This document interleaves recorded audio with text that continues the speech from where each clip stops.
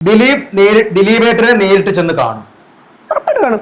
ദിലീപേട്ടന്റെ വിഷയത്തില് ദീപയ്ക്കും അമ്മയ്ക്കും പോലും ഇപ്പൊ എന്നോട് ചോദിക്കാമല്ലോ, ശരിയല്ലേ ദീപയ്ക്ക് ചെറിയൊരു സംശയം ഉള്ളിന്റെ ഉള്ളിലുണ്ടായിരുന്നു, ഞാൻ പറയുന്നതൊക്കെ ശരിയാണോ, ആത്യന്തികമായ കോടതി വിധി വരുമോ, 100% വരുമെന്ന് ഞാൻ പറയുകയായിരുന്നു. അറിയുകയും ചെയ്യും. ചേച്ചി അമ്മ രണ്ടുപേരും പറഞ്ഞില്ല അഭിപ്രായം പറയാം.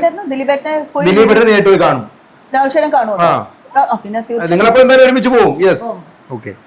അല്ല അതല്ല ചോദ്യം ഇതാണ്, ദിലീപേന്റെ വിഷയത്തിൽ 100% ദീപയോട് പോലും, ദീപ വലിയൊരു മഞ്ജു വാര്യർ ഫാനാണ്, ഞാൻ വലിയൊരു ദിലീപ് ഫാനാണ്, പക്ഷെ ഫാനിനപ്പുറം ഞാൻ എടുത്ത നിലപാട് ശരിയാണോ എന്ന് ദീപയ്ക്ക് ഉള്ളിന്റെ ഉള്ളിൽ സംശയം ഉണ്ടായിരുന്നു. ഞാൻ പലവട്ടം ചോദിച്ചിട്ടുണ്ട് എങ്ങനെ ഇത്തിരി ഉറപ്പിച്ച് പറയാം, കാരണം ഇതിൽ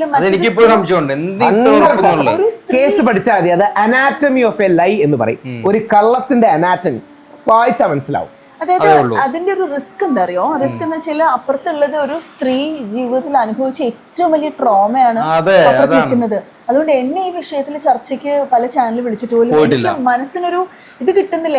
എങ്ങാനും ഇത്തിരിയെങ്കിലും പങ്കുണ്ടെങ്കിൽ ഞാൻ പറയുന്നത് എത്ര വലിയ തെറ്റുണ്ടെങ്കിൽ മാത്രമല്ല, തിരിച്ചൊരു ചോദ്യം വന്നാൽ അതിന് ഉത്തരം പറയാൻ പറ്റില്ല.